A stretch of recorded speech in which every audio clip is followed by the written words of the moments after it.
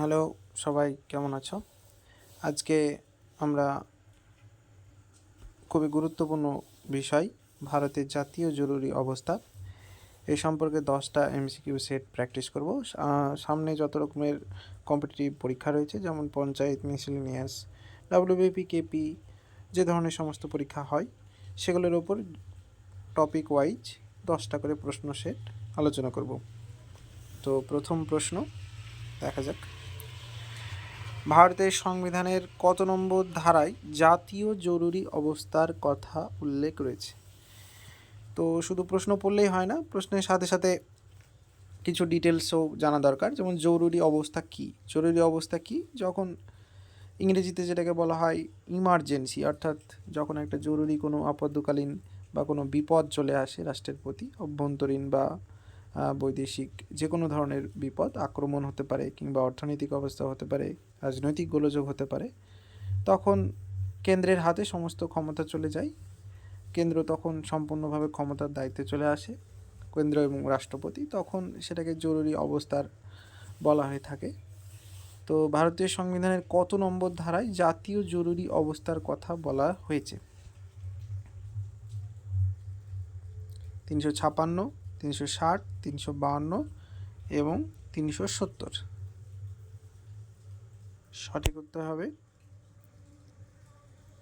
352, 352। আচ্ছা, পরবর্তী প্রশ্নে যাই।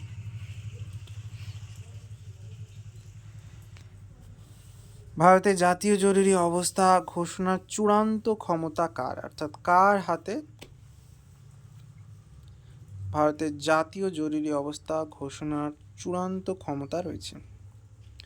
এক্ষেত্রে সঠিক উত্তর হবে রাষ্ট্রপতি। রাষ্ট্রপতি সঠিক উত্তর। আমরা 3 নম্বর প্রশ্নে চলে যাই। জরুরি অবস্থা ঘোষণার জন্য কেন্দ্রীয় মন্ত্রিসভার লিখিত সুপারিশ বাধ্যতামূলক করা হয়েছে কোন সংবিধান সংশোধনীর মাধ্যমে? কোন সংবিধান সংশোধনীর মাধ্যমে জরুরি অবস্থা ঘোষণা করার জন্য কেন্দ্রীয় মন্ত্রিসভার লিখিত সুপারিশ নিতে হয়েছিল? 42তম নাকি 44 নাকি 52 নাকি 86তম সংবিধান সংশোধনী? জরুরি অবস্থা ভারতের সংবিধানের মূল সংবিধানে কিন্তু অন্তর্ভুক্ত ছিল।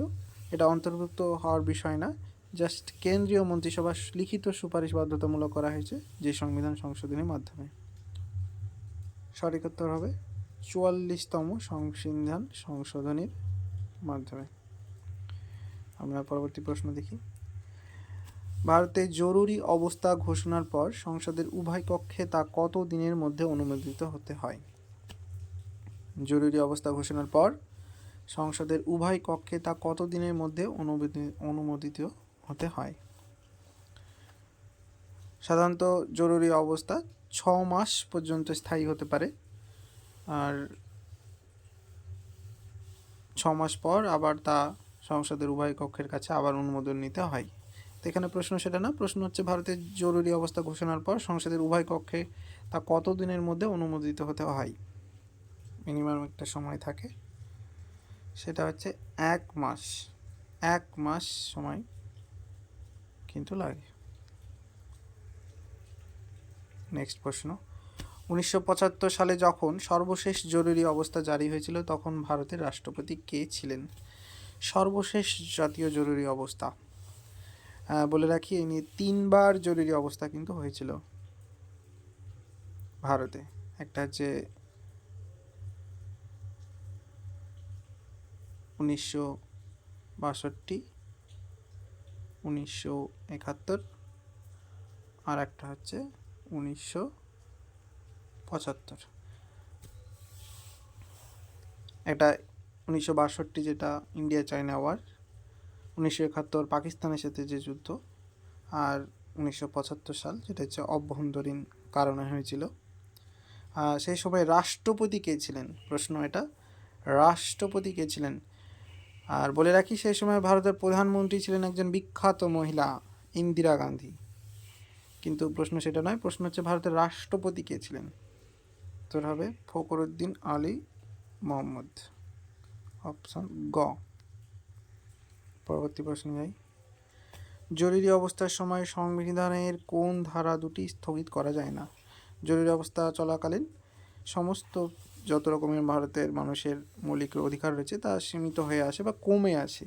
যে কোনো ধরনের কাজ মানুষ চাইলে করতে পারে না, কিন্তু দুটি মৌলিক অধিকার রয়েছে বা দুটি সংবিধানের ধারা রয়েছে যেটা কিন্তু স্থগিত করা যায় না। সেটা হচ্ছে 20 আর হচ্ছে 21। 20-21 নম্বর ধারা কিন্তু স্থগিত করা যায় না। পরবর্তী প্রশ্ন 7 নম্বর। জরুরি অবস্থা ঘোষণার ভিত্তি হিসাবে অভ্যন্তরীণ গোলযোগ শব্দটিকে কী দিয়ে প্রতিস্থাপন করা হয়েছে? অভ্যন্তরীণ গোলযোগ মানে দেশের অভ্যন্তরে যে সমস্ত ঝামেলা বিবাদ হতে থাকে সেটাকে কী দিয়ে প্রতিস্থাপন করা হয়েছে, মানে অন্য একটা কী নাম দেওয়া হয়েছে, সেটা হচ্ছে সশস্ত্র বিদ্রোহ, আর্মড রেবেলিয়ন। পরবর্তী প্রশ্ন। সংসদের অনুমোদন ছাড়া জরুরি অবস্থা কতদিন বলবৎ থাকতে পারে? একটু আগেই বলা হলো, সংসদের অনুমোদন ছাড়া জরুরি অবস্থা কতদিন বলবৎ থাকতে পারে? 1 মাস। 1 মান্থ। পরবর্তী প্রশ্ন। জরুরি অবস্থা চলাকালীন ভারতের রাষ্ট্রপতি কত নম্বর ধারা অনুযায়ী নাগরিকদের মৌলিক অধিকার সাময়িকভাবে স্থগিত করতে পারেন? কত নম্বর ধারা অনুযায়ী নাগরিকদের যে সমস্ত অধিকার রয়েছে মৌলিক অধিকার তা সাময়িকভাবে স্থগিত করতে পারেন বা কমিয়ে আনতে পারেন?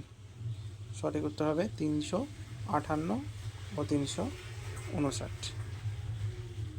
10 নম্বর প্রশ্ন এবং আমাদের 10টি যে প্র্যাকটিস সেট ছিল, কোশ্চেন ছিল, তার শেষ প্রশ্ন। ভারতের জরুরি অবস্থার ধারণাটি কোন দেশের সংবিধান থেকে অনুপ্রাণিত হয়েছে?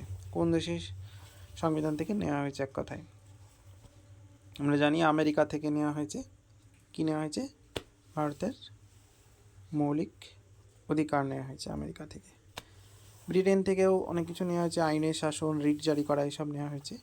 আয়ারল্যান্ড থেকে একটা গুরুত্বপূর্ণ বিষয় নেওয়া হয়েছে, সেটা হচ্ছে ডিপিএসপি। আর এখানে জরুরি অবস্থার ধারণাটি নেওয়া হয়েছে জার্মানি থেকে। জার্মানির ওএমআর সংবিধান। ওএমআর কেন বলা হয়? কারণ জার্মানির ওএমআর নামক একটি শহরে এই সংবিধানটি প্রকাশ করা হয়েছিল।